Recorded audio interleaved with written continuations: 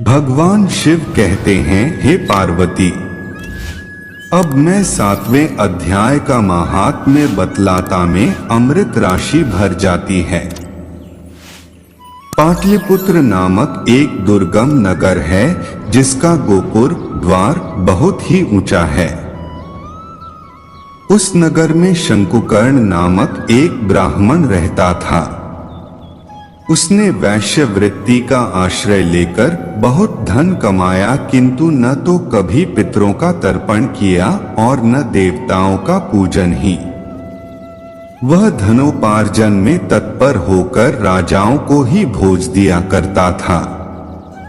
एक समय की बात है, उस ब्राह्मण ने अपना चौथा विवाह करने के लिए पुत्रों और बंधुओं के साथ यात्रा की। मार्ग में आधी रात के समय जब वह सो रहा था, तब एक सर्प ने कहीं से आकर उसकी बाह में काट लिया। उसके काटते ही ऐसी अवस्था हो गई कि मणि, मंत्र और औषधि आदि से भी उसके शरीर की रक्षा असाध्य जान पड़ी। तत्पश्चात कुछ ही क्षणों में उसके प्राण पखेरु उड़ गए और वह प्रेत बना। फिर बहुत समय के बाद वह प्रेत सर्पयोनि में उत्पन्न हुआ। उसका वित्त धन की वासना में बंधा था। उसने पूर्व वृत्तांत को स्मरण करके सोचा है, मैंने घर के बाहर करोड़ों की संख्या में अपना जो धन गाड़ रखा है, उससे इन पुत्रों को वंचित करके स्वयं ही उसकी रक्षा करूंगा।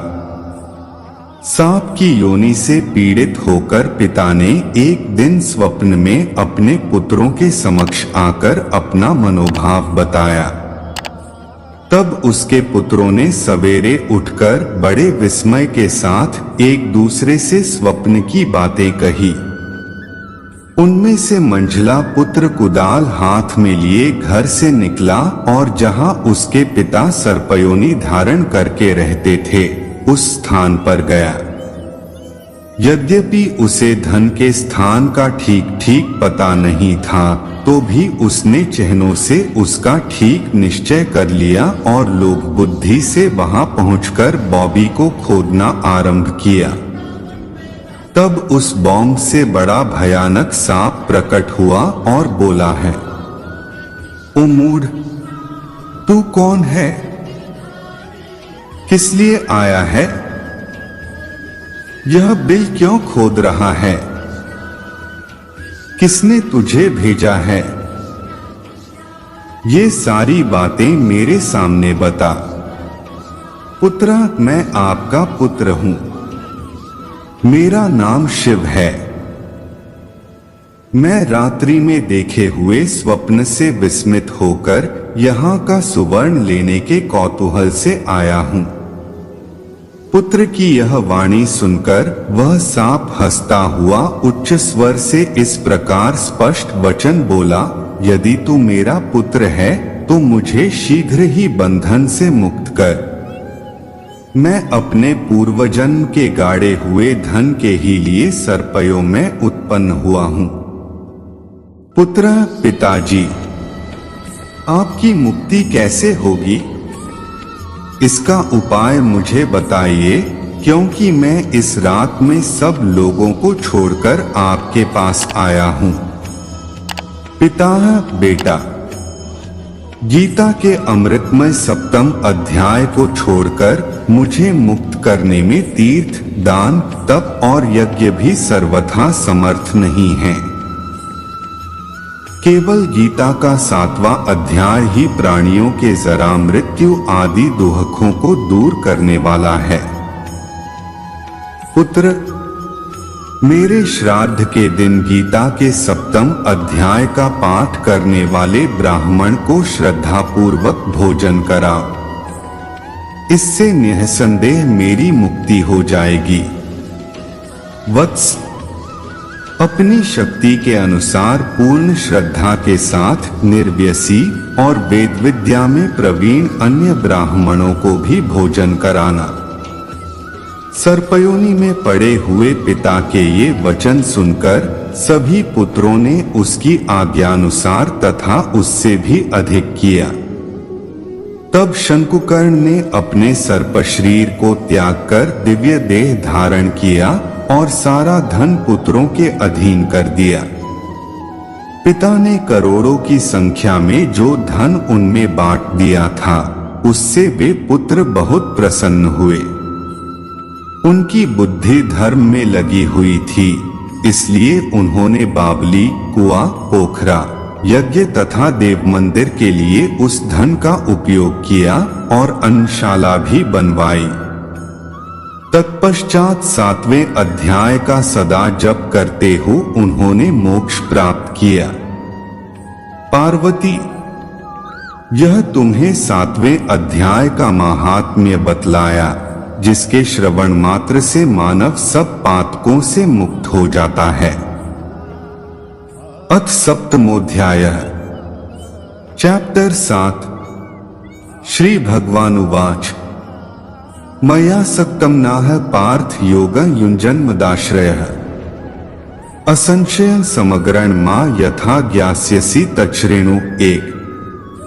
श्री भगवान बोले, हे पार्थ, मुझ में अनन्य प्रेम से आसक्त हुए मन वाला और अनन्य भाव से मेरे परायण होकर योग में लगा हुआ मुझको संपूर्ण विभूति, बल, ऐश्वर्यादि गुणों से युक्त सबका आत्मरूप जिस प्रकार संशय रहित जानेगा, उसको सुन।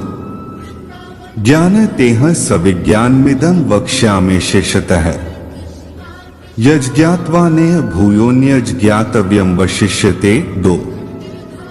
मैं तेरे लिए इस विज्ञान सहित तत्वज्ञान को संपूर्णता से कहूंगा कि जिसको जानकर संसार में फिर कुछ भी जानने योग्य शेष नहीं रहता है।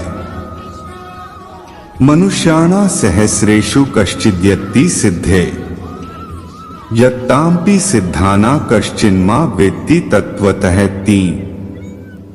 हजारों मनुष्यों में कोई एक मेरी प्राप्ति के लिए यत्न करता है और उन यत्न करने वाले योगियों में भी कोई ही पुरुष मेरे परायण हुआ मुझको तत्व से जानता है। भूमिरा पोंदो वायुः खं मनो बुद्धिरेव च अहंकार इतीयं में भिन्ना प्रकृतिरष्टधा। 4। अप्रेयमितस्त्वन्या प्रकृति विद्धि में परा जीव भूता महाबाहो ययेदं धार्यते जगत। 5। पृथ्वी, जल, तेज, वायु तथा आकाश और मन, बुद्धि एवं अहंकार, ऐसे यह 8 प्रकार से विभक्त हुई प्रकृति है। यह 8 प्रकार के भेदों वाली तो अपरा है, अर्थात मेरी जड़ प्रकृति है। और हे महाबाहो, इससे दूसरी को मेरी जीवरूपा परा अर्थात चेतन प्रकृति जान की, जिससे यह संपूर्ण जगत धारण किया जाता है। एतद्योनीनि भूतानि सर्वाणि त्युपधारय अकृत्स्नस्य जगतः प्रभवः प्रलयस्तथा। 6। 1। मत्तः परतरं नान्यत् किंचिदस्ति धनंजय मयि सर्वमिदं प्रोतं सूत्रे मणिगणा इव सा। हे अर्जुन, तू ऐसा समझ कि संपूर्ण भूत इन दोनों प्रकृतियों परापरा से उत्पन्न होने वाले हैं और मैं संपूर्ण जगत की उत्पत्ति तथा प्रलय रूप हूँ, अर्थात संपूर्ण जगत का मूल कारण हूँ। हे धनंजय, मुझसे भिन्न दूसरा कोई भी परम कारण नहीं है। यह संपूर्ण सूत्र में मणियों के सदृश मुझ में गुंथा हुआ है। रसोहम त्सु कौन्तेय प्रभास्मि शशि सूर्ययोः प्रणवः सर्ववेदेषु शब्दः खे पौरुषं नृषु। 8। पुण्यो गंधः पृथिव्यां च तेजश्चास्मि विभावसो जीवन सर्वे भूतेषु तपश्चास्मि तपस्विषु। 9। अर्जुन, जल में मैं रस हूं, चंद्रमा और सूर्य में मैं प्रकाश हूं, संपूर्ण वेदों में प्रणव मैं हूं। आकाश में शब्द और पुरुषों में पुरुषत्व मैं हूं। पृथ्वी में पवित्र गंध और अग्नि में मैं तेज हूं। संपूर्ण भूतों में मैं जीवन हूं, अर्थात जिससे वे जीते हैं वह तत्व मैं हूं, तथा तपस्वियों में तप मैं हूं। बीजमा सर्वभूताना विद्धि पार्थ सनातन, बुद्धिर्बुद्धिम तामस्मि तेजस्तेजस्विनाम हम। 10। हे अर्जुन, तू संपूर्ण भूतों का सनातन बीज यानी कारण मुझे ही जान। मैं बुद्धिमानों की बुद्धि और तेजस्वियों का तेज हूं। बलम बलवता चाह कामराग विवर्जितम, धर्माविरुद्धो भूतेषु कामोस्मि भरतर्षभ। 11। हे भरत श्रेष्ठ, आसक्ति और कामनाओं से रहित बलवानों का बल अर्थात सामर्थ्य मैं हूं, और सब भूतों धर्म के अनुकूल अर्थात शास्त्र के अनुकूल काम मैं हूं। ये चैव सात्विका भावा राजसास्ताम साष्ठ्ये, मत एवेति तान विद्धि न त्वेहि तेषु ते मयि। 12। और जो भी सत्वगुण से उत्पन्न होने वाले भाव हैं और जो रजोगुण से तथा तमोगुण से उत्पन्न होने वाले भाव हैं, उन सबको तू मेरे से ही होने वाले हैं ऐसा जान। परंतु वास्तव में उनमें मैं और वे मुझ में स नहीं हैं। त्रिभिर्गुणमयैर्भावैरेभ्यः सर्वमिदं जगत्, मोहितः नाभिजानाति मामेभ्यः परम व्ययम्। 13। गुणों के कार्य रूप सात्विक, राजसिक और तामसिक, इन तीनों प्रकार के भावों से यह सारा संसार मोहित हो रहा है, इसलिए इन तीनों गुणों से परे मुझ अविनाशी को वह तत्व से नहीं जानता। दैवी येषा गुणमयी मम माया दुरत्य, मामेव ये प्रपद्यन्ते मायामेता तरन्ति ते। 14। केवल मुझको यह अलौकिक अर्थात अति अद्भुत त्रिगुणमयी मेरी माया बड़ी दुस्तर है, परंतु जो पुरुष ही निरंतर भजते हैं वे इस माया को उल्लंघन कर जाते हैं, अर्थात संसार से तर जाते हैं। नमा दुष्कृतिनो मूढ़ाः प्रपद्यन्ते नराधमाः, मायापहृत ज्ञाना आसुरं भावमाश्रिताः। 15। माया के द्वारा हरे हो ज्ञान वाले और आसुरी स्वभाव को धारण किए हुए तथा मनुष्यों में नीच और दूषित कर्म करने वाले मूढ़ लोग मुझे नहीं भजते हैं। चतुर्विधा भजन्ते मां जनाः सुकृतिनोर्जुन, आर्तो जिज्ञासुरर्थार्थी ज्ञानी च भरतर्षभ। 16। हे भरतवंशियों में श्रेष्ठ अर्जुन, उत्तम कर्म वाले अर्थार्थी, आर्त, जिज्ञासु और ज्ञानी ऐसे 4 प्रकार के भक्तजन मुझे भजते हैं।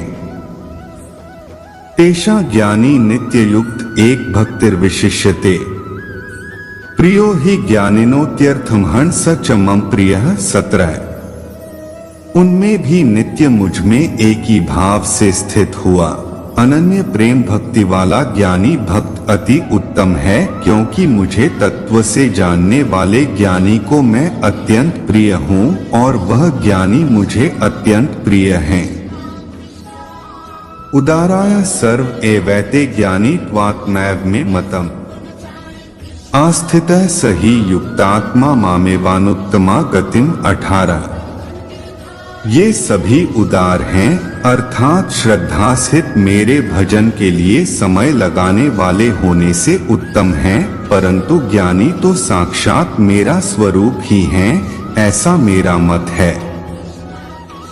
क्योंकि वह मदगत मन बुद्धि वाला ज्ञानी भक्त अति उत्तम गति स्वरूप मुझ में ही अच्छी प्रकार स्थित है। बहुना जन्मना मन्ते ज्ञानवान मा प्रपद्यते, वासुदेवः सर्वमिति स महात्मा सुदुर्लभः। 19 बहुत जन्मों के अंत के जन्म में तत्व ज्ञान को प्राप्त हुआ ज्ञानी सब कुछ वासुदेव ही है, इस प्रकार मुझे भजता है, वह महात्मा अति दुर्लभ है।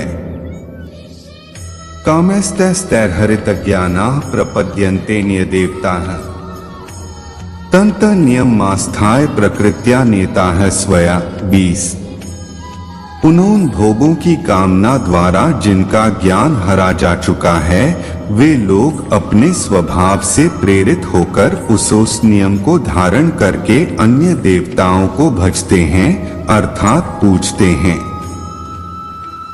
यो यो या तनु भक्तः श्रद्धयार्चितुमिच्छति तस्य तस्याचला श्रद्धा तामेव विद्धाम्यहम्। 21 जो सकाम भक्त जिस देवता के स्वरूप को श्रद्धा से पूजना चाहता है, उस भक्त की श्रद्धा को मैं उसी देवता के प्रति स्थिर करता हूँ। सतया श्रद्धया युक्तस्तस्याराधनमिहिते लभते च ततः कामान मयैव विहितान् हि तान्। 22 वह पुरुष उस श्रद्धा से युक्त होकर उस देवता का पूजन करता है और उस देवता से मेरे द्वारा ही विधान किए हुए उन इच्छित भोगों को निःसंदेह प्राप्त करता है। अंतवक्तु फलं तेषां तद्भवत्यल्पमेधसां देवान् देव्यजो यान्ति मद्भक्ता यान्ति मामपि। 23 परंतु उन अल्प बुद्धि वालों का वह फल नाशवान है तथा वे देवताओं को पूजने वाले देवताओं को प्राप्त होते हैं और मेरे भक्त चाहे जैसे ही भजें, अंत में मुझे ही प्राप्त होते हैं। अव्यक्त व्यक्तिमापन्न मन्यन्ते माम बुद्धयः परं भावम जानन्तो ममाव्ययम् उत्तमम्। 24 बुद्धिहीन पुरुष मेरे अनुत्तम अविनाशी परम भाव को न जानते हुए मनेंद्रियों से परे मुझ सच्चिदानंद घन परमात्मा को मनुष्य की भांति जानकर व्यक्ति के भाव को प्राप्त हुआ मानते हैं। नाह प्रकाशः सर्वस्य योगमायास्मावृतः मूढ़ोऽयं नाभिजानाति लोको मां जमव्ययम्। 25 अपनी योग माया से छिपा हुआ मैं सबके प्रत्यक्ष नहीं होता, इसलिए यह अज्ञानी जन समुदाय मुझ जन्मरहित अविनाशी परमात्मा को तत्व से नहीं जानता है, अर्थात मुझको जन्मने मरने वाला समझता है।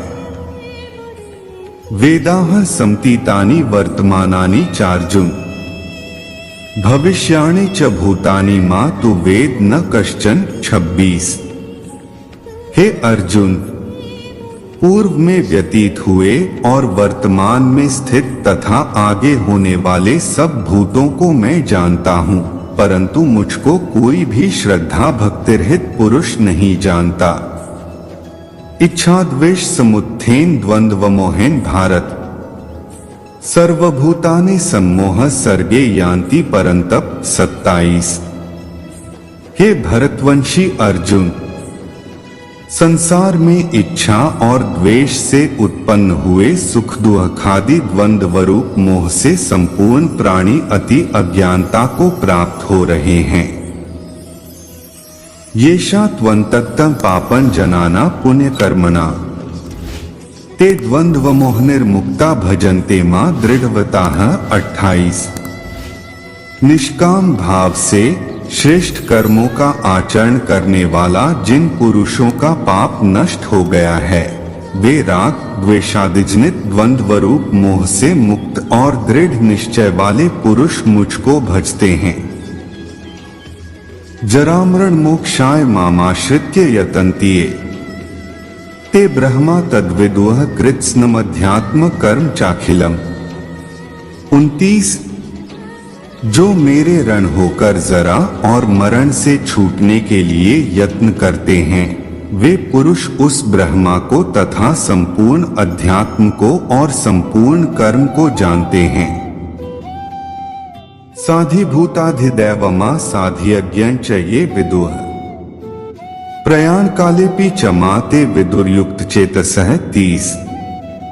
जो पुरुष अधिभूत और अधिदैव के सहित तथा अधियज्ञ के सहित सबका आत्मरूप मुझे अंतकाल में भी जानते हैं, वे युक्त चित्त वाले पुरुष मुझको ही जानते हैं, अर्थात मुझको ही प्राप्त होते हैं। तत्सदिति श्रीमद् भगवद गीतासूपनिषत्सु ब्रह्म विद्यायां योग शास्त्रे श्री कृष्णार्जुन संवादे ज्ञान विज्ञान योगे नाम सप्तमोध्यायः 7। इस प्रकार उपनिषद ब्रह्म